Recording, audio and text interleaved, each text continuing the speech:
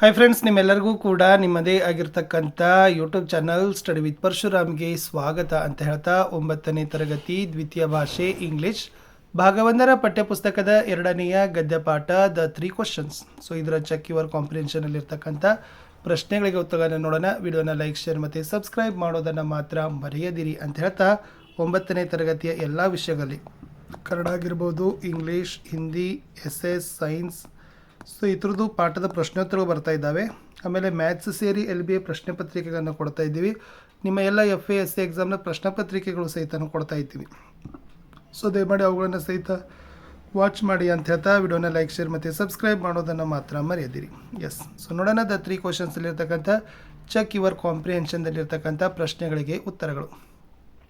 Check your comprehension, share your responses. First one, what a thought came to the king ಅಂತ ಕೇಳಿದ್ದಾರೆ. So the answer is he would never fail if he knew 3 things was the thought that came to certain king's mind. Second one, write the 3 questions for which the king wanted to have answers. First one, the 3 questions for which the king wanted to have answers are: what are the right time to begin something? Who should a king listen to? Third one, what is the most important thing for a king to do ಅಂತಕ್ಕಂಥದ್ದು ಇತ್ತು. Next one, was the king satisfied with the answer? If yes, why? If no, why? Answer, the king was not satisfied with the answer because he got so many different answers. Question number 4, who did the king decide to seek advice from? Answer, the king was decided to ask his question to the hermit who was widely known for his wisdom.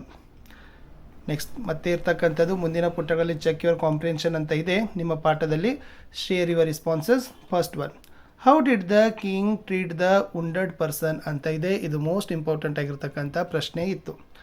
The wounded person had a large wound in his stomach.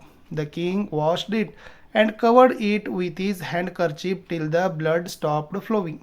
The king redressed the wound and looked after him. The king took necessary caring to save his life ಅಂತ ಬರೆದ್ರೆ ಸಾಕು. Next one, why did the bearded man swear revenge on the king. The beard man swore revenge on the king because the king killed his brother and seized his property ಅಂತಕ್ಕಂಥದ್ದು ಉತ್ತರದಲ್ಲಿ ನೀವು ಬರಿಬೇಕು. ಮುಂದಿನ ಪ್ರಶ್ನೆ 3 ಇತ್ತು. Who had wounded the man and why ಅಂತ ಕೇಳಿದ್ದಾರೆ. The king's bodyguard recognized him and attacked him to prevent the harm which may happen to the king by that person and wounded him in a fight ಅಂತಕ್ಕಂಥ ಬರೆದ್ರೆ ಸಾಕು.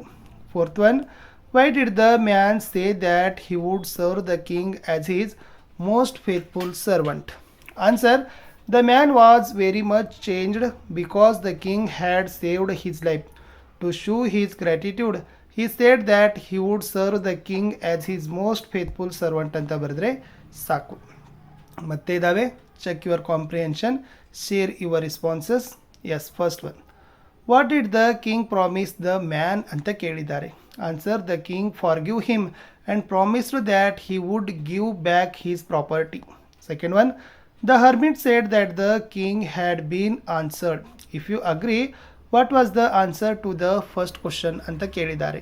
Answer, yes, it had been answered. The answer to the first question is there is only one time that is important and that time is now. It is the most important because it is the only time that we have power to act ಅಂತ ಬರೆದ್ರೆ ಸಾಕು. Third one, why did the hermit say that he was the most important man? Answer, the hermit said that he was the most important man at that time because indirectly he saved the king. If the king was not with him, he may have been attacked by the wounded man ಅಂತ ಬರೆದ್ರೆ ಸಾಕು. Fourth one, according to the hermit, now is the most important time. Why? According to hermit, now is the most important time because it is the only time we have the power to act. Past is already gone and future is uncertain ಅಂತ ಬರೆದ್ರೆ ಸಾಕು. 5ನೇ ಪ್ರಶ್ನೆಗೆ ಬರೋಣ. ಇದು last ಪ್ರಶ್ನೆ ಇತ್ತು. Yes, what according to the hermit was the most important business?